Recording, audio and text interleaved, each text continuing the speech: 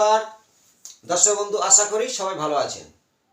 জন্মকুণ্ডলী নিজের বাড়িতে বসে দেখে নিন, সন্তান লাভ, পুত্র বা কন্যা লাভ, অতএব অর্থ লাভ। এই ছকের মধ্যে কিছু তথ্য জানাবো।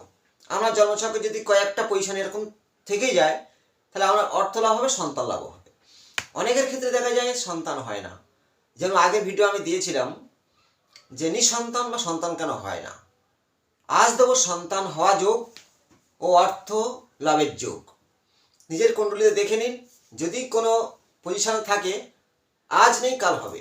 2026 সামনে, এই 26 সালের রবির বছর। বারবার বলে যাই, রবি হচ্ছে কি বিশাল তেজ এবং রাজা, রাজনীতির কিছু পরিবর্তন, এবং যাদের ক্ষেত্রে রবি ভালো তাদের যথেষ্ট ভালো যাবে। রবি রাহুযুক্ত, কেতুযুক্ত, রবি শুক্রযুক্ত, রবি শনিযুক্ত, অনেক সমস্যা আসতে পারে।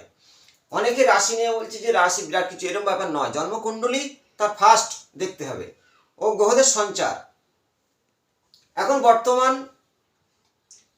আমি এই ছকটা দেখাবো, নিজের ছকে দেখে নিন যে আপনার অর্থপ্রাপ্তি কখন হবে। আপনার সেই দশাই হবে, যেমন দশমপতির দশা চলছে বা লগ্নপতির দশা চলছে, সেই কানেকশনে অর্থপ্রাপ্তি হবে। এবং সন্তান লাভ কখন হয়, অনেকে 8 বছর বিয়ে হয়েছে হয়নি, 10 বছর পরে হয়েছে। মন ভাঙার কোনো কারণ নেই, জ্যোতিষ কথায় নিজের কুণ্ডলিতে জানতে পারবেন। এই 12টা ঘর, 12টা রাশি, 12টা লগ্ন, সিম্পল আমি এমনভাবে বুঝাই সবার ক্ষেত্রে বুঝতে সুবিধে হয়। এই যে লগ্ন ধরলাম একটা, এখানে ফার্স্ট হাউস 1, 2, 3, 4, এরমভাবে 12টা ঘর আছে। তাহলে আমরা বিচার করি লগ্ন মানে কি, সে ব্যক্তি নিজে, তার মুখমণ্ডল বা সে ব্যক্তি নিজে। তাহলে লগ্ন থেকে আমরা দেখব লগ্নপতিকে। এই লগ্নপতি হচ্ছে মঙ্গল। অনেকে বুঝতে পারে না কেন মঙ্গল, যদি প্রশ্ন হয়। মেষ রাশির অধিপত্য করে মঙ্গল, সেই মঙ্গল বসেছে দশম ঘরে। এই দশম ঘরে, এটা হলো মকরের ঘর, এখানে মঙ্গল কিন্তু তুঙ্গস্থ। দশম ঘরটা থেকে কি বিচার করা হয়? কর্ম বিচার করা হয়। তাহলে লগ্নপতি নিজেই দশমে বসেছে কর্মের ঘরে, সে কর্মের দ্বারা উন্নতি করবেই, কর্মের দ্বারাই উন্নতি করবে। এবং তাহলে আমরা লগ্নপতি যে ব্যক্তি দশমে বসেছে, মঙ্গল কর্মের দ্বারাই উন্নতি। মঙ্গলের কিছু কাজ সম্পর্কে বলি। মঙ্গল দেব সেনাপতি বলা হয়, যোদ্ধাপতি, ভূমিপুত্র, সম্পত্তি। মঙ্গল হচ্ছে কি একজন তেজি, সাহসিকতা। মঙ্গল আবার মেডিকেলে গেলে ব্লাড, মঙ্গল ভালো থাকলে মেডিকেল লাইনে। রবি ভালো থাকলে যেমন সায়েন্স নিয়ে পড়াশোনার সাবজেক্টটা ভালো হয়, মেডিকেল লাইনে যেতে পারে। আরও বিভিন্ন দপ্তর আছে, সেখানে রবি আছে মঙ্গলের সাথে দশমে। এবারে কর্মের ঘরে রবি ও মঙ্গল, যদিও রবি মঙ্গলকে বলা হয় অঙ্গারক, আগুন, কিন্তু অনেকটা দূরত্ব যদি ডিগ্রি অনুযায়ী থেকে যায়, তাহলে ভালো ফল অবশ্যই পাবে। এবার রবি কে আসছে? রবি হলো পঞ্চমপতি, এই পঞ্চম ঘরের মালিক দশমে। তাহলে পঞ্চম ঘর থেকে আমাদের কি বিচার করা হয়? পঞ্চম ঘরটা এই লগ্ন ফার্স্ট, আর এই পঞ্চম ঘরের মালিক রবি দশমে এসেছে, এই রবি, আর লগ্নপতি মঙ্গল দশমে আছে। তাহলে রবি, পঞ্চম ঘরটার মালিক রবি, আর এই পঞ্চম ঘর থেকে আমাদের বিচার করা হয় পিতা। পিতা মানে পিতার সাহায্য পাবে। পিতার যে মানে সাহায্যটা সেই সন্তানের উপরে অবশ্যই পড়বে। এবং পঞ্চম ঘর থেকে আমাদের শিক্ষা, শিক্ষা, রবি আমাদের রবি না আমাদের শিক্ষাও হয় না, যশ হয় না, সম্মান হয় না। রবি খারাপ হলে সম্মান নষ্ট হয়, হার্টের সমস্যা আসে। তাহলে এই পঞ্চমপতি দশমে বসেছে কর্মের ঘর, পিতার সাহায্য পাবে এবং তার মধ্যে তেজ, যশ, সম্মান, কর্মে করে কর্মের দ্বারা সম্মান পাবে। তাহলে আমরা অর্থ লাভ কিভাবে পাচ্ছি? লগ্নপতি দশমে, পঞ্চমপতি দশমে, রবি ও মঙ্গলের একটা মিত্রতা আছে দশমে। এবার দেখাবো এই দশমপতি যে মালিককে শনি।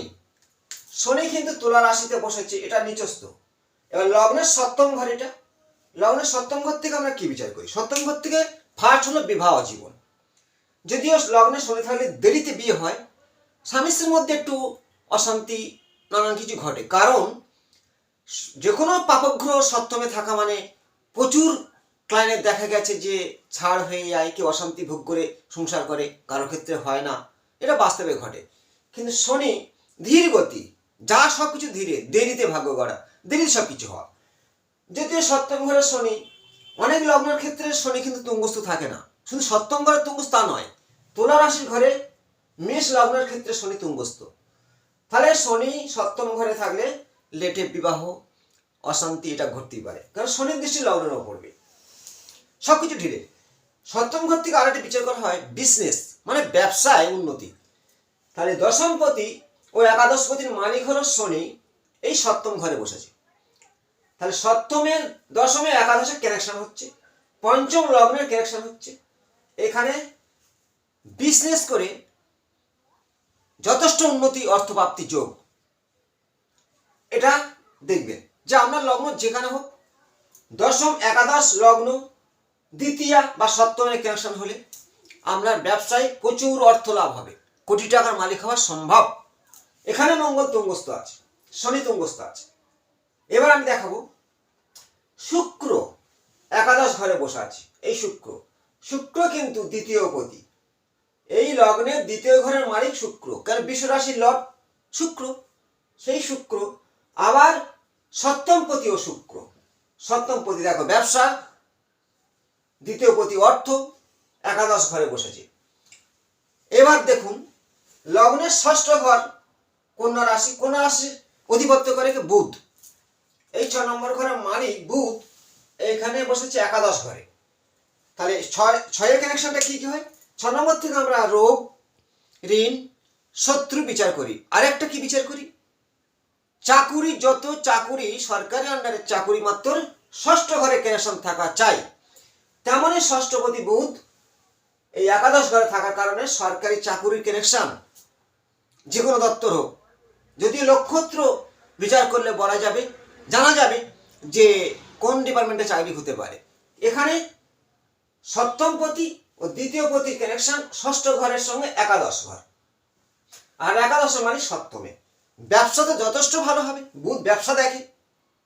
আবার ষষ্ঠ ঘর থেকে কানেকশন বুধের কারণে চাকুরির কানেকশনও হয়। তাহলে এখানে আমরা অর্থ প্রাপ্তির যোগটা খুব সহজে পেয়ে গেলাম। আবার দেখুন লগ্নের চতুর্থ ঘরের মালিক কি? এই 4 নম্বর ঘরের মালিক, কর্কটের ঘরের মালিক হলো চন্দ্র। এই চন্দ্র সে পঞ্চম ঘরে। চতুর্থ ঘরে মাত্রায় বিচার করা হয়, মাতা, প্রাথমিক শিক্ষা, প্রপার্টি, বাড়ি, গাড়ি। তাহলে চন্দ্র আছে কার সাথে? বৃহস্পতির সাথে। তাহলে আমরা বললাম পঞ্চম ঘর থেকে আমরা প্রথম সন্তানকে বিচার করি, পিতার সাহায্য নিই, এবং সেখানে প্রেমেরও বিচার করা হয়। তাহলে আমার এখানে চন্দ্র বৃহস্পতিকে বলা হয় গজ কেশরী যোগ। এই যোগটাকে গজ কেশরী যোগ বলা হয়। এখানে এই বৃহস্পতি আছে, এই বৃহস্পতি আর চন্দ্রের কানেকশন, বৃহস্পতি চন্দ্রের কানেকশন গজ কেশরী যোগ। তাহলে পঞ্চমী মানে চতুর্থ গতি পঞ্চমে এসছে, বৃহস্পতির সঙ্গে গজকেশরী যোগ।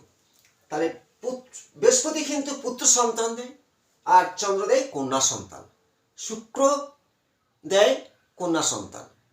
সেখানে বৃহস্পতি আছে, যখন বৃহস্পতি ও রবি বা মঙ্গল পুত্র সন্তান ধরা হয়, কিন্তু রাহুর ক্ষেত্রে কন্যা ধরা হয়, আর কেতুর ক্ষেত্রে পুত্র ধরা হয়। কিন্তু কেতু রাহু আগের ভিডিও জানিয়েছি যে পঞ্চম ঘরে গর্ভপাত, সন্তানহানি অনেক কিছু হয়, কিন্তু এখানে সন্তানকে বিচার করতে কেতুকে দেখতে হয়।